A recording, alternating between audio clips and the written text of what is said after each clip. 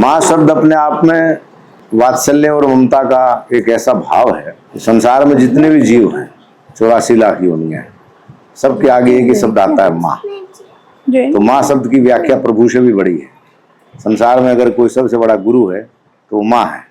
भगवान शंकराचार्य ने कहा है कि मैं अपने इस पंचभौतिक शरीर का चमड़ा उतार के अगर जूतियां बना करके उस माँ को धारण कराऊं तो मैं उसका ऋण नहीं उतार सकता। तो हमारे यहाँ सबसे बड़ा जो ऋण हम कहते हैं गृहस्थ जीवन में, मातृ ऋण, पितृ ऋण। तो माता का जो ऋण है वो कभी हम उसको चुकता नहीं कर सकते हैं। और हमारे भाव में माँ के अनेकों भाव हैं।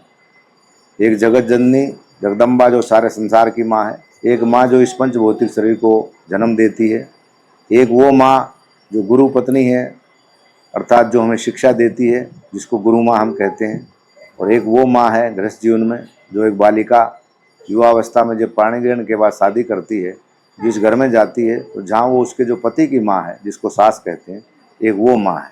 तो माँ के अनेकों स्वरूप हैं।